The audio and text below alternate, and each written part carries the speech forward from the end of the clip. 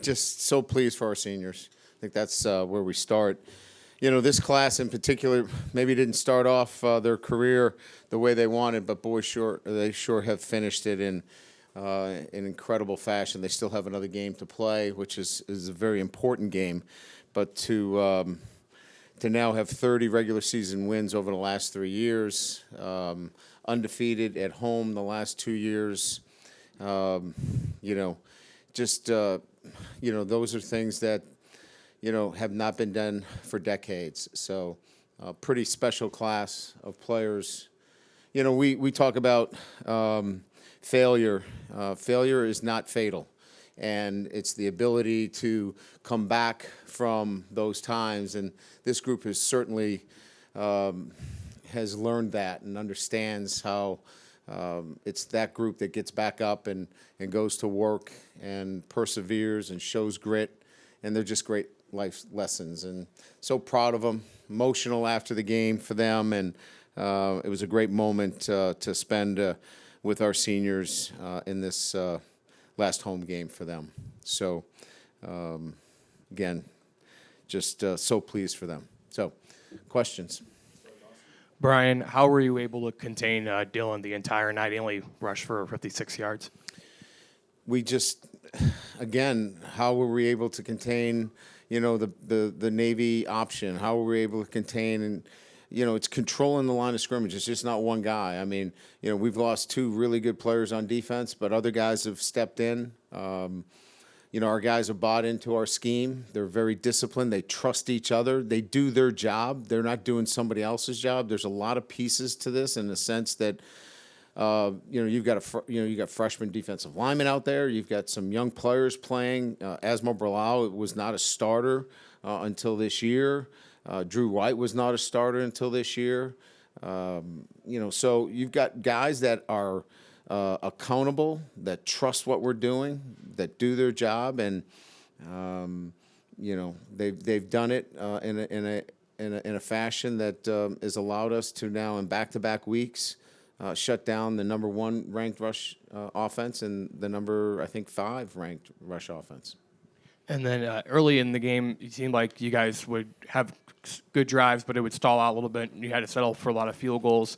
Was that just what and if sorry, I can't speak words for some reason right now. No, that's just fine. Not executing on offense, or was that Boston College on defense? No, you saw us. We dropped we dropped one on a crossing route that would have been a touchdown.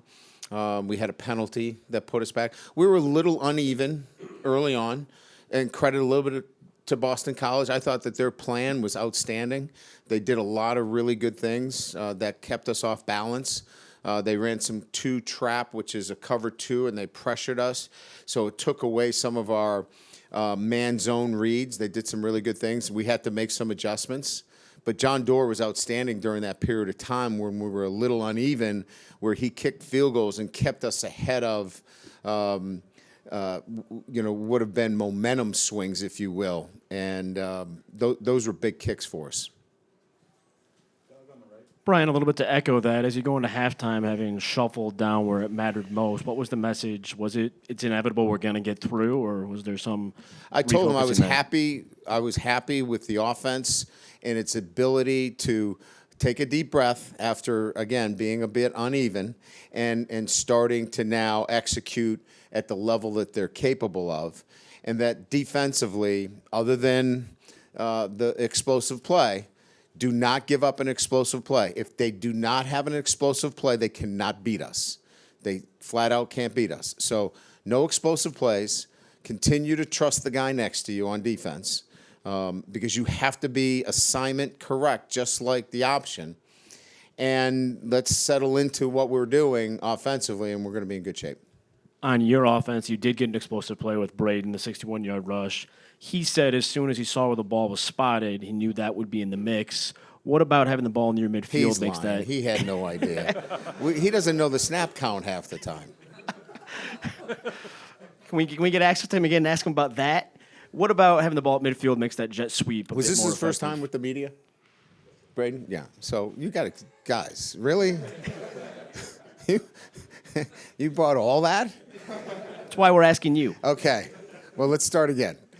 Is there anything about having the ball at midfield that makes the near midfield, I think there's the 39, that makes the jet sweep more effective? No.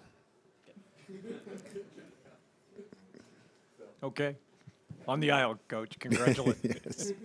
Congratulations on a dominant win tonight. Thank you. How much do you emphasize to your team preseason, before the games, the importance of winning at home? It's a huge piece. It's part of our summer workouts. We have themed runs, conditioning runs that center around that. We condition in the stadium, which is a protect our house themed run with video. It is a big deal. It's important, and if you look at the schedule, you can imagine, most teams play 7 games at home. If you can protect your house, and do okay on the road, you're in the mix. So it's a huge point of emphasis. Do you talk about the goal of winning every game at home? Is that one of the goals? Yeah, I don't know that we talk about winning as much as the standard that we want to play. On the other side of the T-shirt is the ND standard, and so a standard of play that exists when we are in this stadium, and that standard needs to be one that protects this house. Yeah. Myron Tagovailoa, his status? Don't believe that there's anything significant there. Soft tissue, but no structural damage. Don't feel like there's anything to be concerned about moving forward.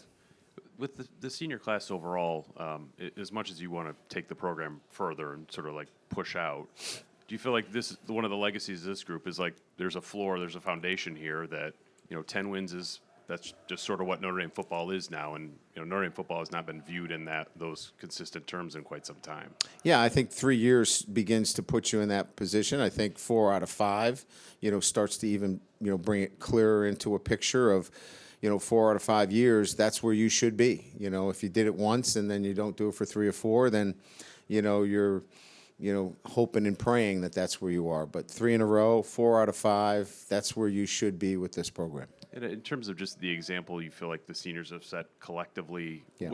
where do you think that's been the strongest, and how do you see guys that you feel like, okay, they're following, like this is going to be replicable next year? Yeah, the peer accountability piece has been the most important one, holding their peers to a level and a standard. If there's trash on the locker room floor, go pick that up. That shouldn't be on there. And so not kind of letting things slide, but holding them to a level of accountability.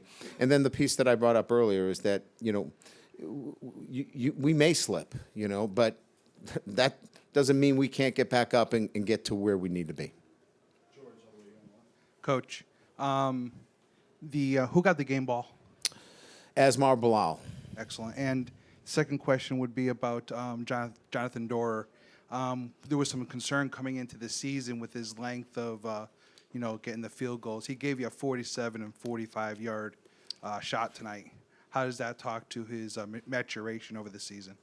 Yeah, I wasn't concerned about his length. He has always exhibited leg strength. It was consistency. It was really the mental performance end of things. And I'm so proud of him and his ability to really change his mindset and the way he's gone about it. This is all on John Doerer, 100%. I think Brian Polian's done a great job with him too, because he coaches him every day, and that relationship has to be really solid. There's got to be trust there, but this is John Doerer really getting into a good space of consistency, and you saw that today. Brian, Ian was asked after the game if this was his last game at Notre Dame Stadium. He said, "We'll see." Do you expect him back next year? We haven't sat down and talked about it. I think what he should do is get all the information first. We'll get the NFL evaluation in, get all that. We're still kind of in the, we're in the passing lane right now. We're trying to go through some traffic, and so it's really too hard to kind of sit back and make those decisions at this time. There'll be a time and place after the game that we play at Stanford to kind of make that decision. But we're like so focused on winning another football game, and then we'll sit back and make that decision. I'll help them. Is that the biggest recruitment you have to do for the next couple You months? know I'm going to recruit him. I want him back, but that's not my decision. But I'll certainly recruit him. Are you surprised by it at all, No. or because it just makes sense for him to go through the process? Well, it makes sense for me and him, and I've asked him to do this, is to kind of hold this to the side and please focus on playing the position of quarterback. And he's done a great job of that. So I really don't want to upset that, and I've asked him to kind of just put that aside right now, and we've got plenty of time to deal with it after the Stanford game. Thanks. Yeah. Brian, I got one more for you on Ian, and Yeah. I know his body of work is not complete, whether there's 2 more games or a whole nother season, but Sure. at this point, where do you think he ranks among the quarterbacks that have played for you at this school? God, here we go. It's just you guys can't help yourself, can you? I mean, he's really starting to play at a more consistent level, and you know, I really like the things that I'm seeing from him at the quarterback position. He's showing toughness.